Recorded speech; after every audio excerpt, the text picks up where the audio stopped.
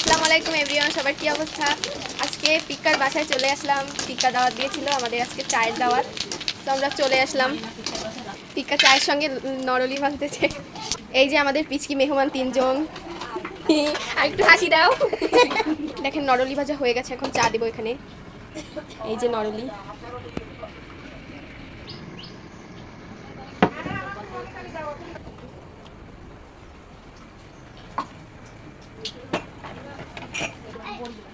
এখানে একটা কাপে চিনি দেওয়া হবে না। আমার দাদি হচ্ছে চিনি খায় না, সেটা ডায়াবেটিক্সের রোগী। সবগুলো এখানে চিনি দেওয়া হবে। হ্যাঁ, এক চামচ দেন, বেশি না। জি। এই দেখেন এখানে একটা ছোটখাটো অ্যাক্সিডেন্ট হয়ে গিয়েছে। চারি ঢালতে যায় মশলাপাতি সব পড়ে গিয়েছে।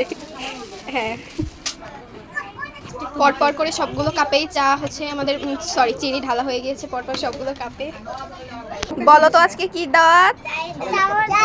হ্যাঁ গাইস, চা খাচ্ছে কিন্তু ডিব্বা খুলে দেখে চার পাতি শেষ। চায়ের দাওয়াত দিয়েছি কিন্তু আমি জানি না যে আমার চায়ের ডিব্বা খালি, কারণ আমার চা খাওয়ার মেয়েটা নেই তো, সেজন্য মাইন্ড করো না, এখনকার মতো হয়ে যাবে।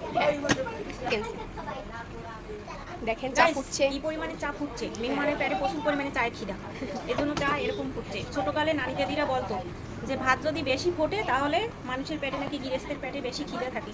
চাও সেরকম ফুটতেছে, যেহেতু মেহমানের পেটে চায়ের খিদা আছে।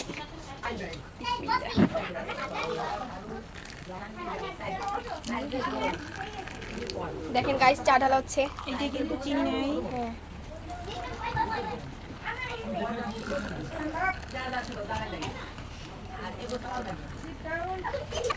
দেখেন পরপর সবগুলো কাপে চা ঢালা হয়ে গিয়েছে।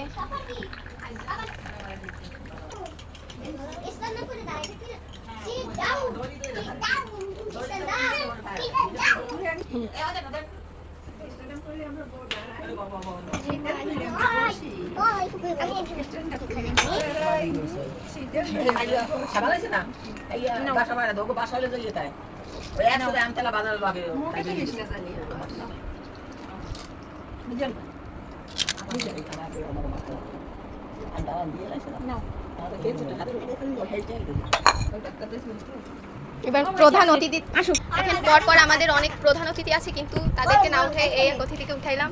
ইনি প্রধান। হ্যাঁ, বড় ফুপু হচ্ছে আমাদের বড় ফুপু। ফুপু খান, চায় চুমুক দেন। কেমন হয়েছে? হ্যাঁ। ওই দেখেন বিচ্চু বাহিনী। এই চা কেমন হয়েছে? জোরে। হ্যাঁ, তুমি বলো জোরে। তোমরা কি খাইছো চা? হ্যাঁ, তোমার চিনিতে হয়নি, আরেকবার দেয়া হয়েছে চিনি। শুধু একবার না, দুইবার। হ্যাঁ, দুবার। এই ভিডিওটা তাহলে এখানেই শেষ করছি। তো সবাই ভালো থাকবেন, আর এই আইডিটা একটু খেয়াল রাখবেন, সাপোর্ট করবেন। আল্লাহ হাফেজ।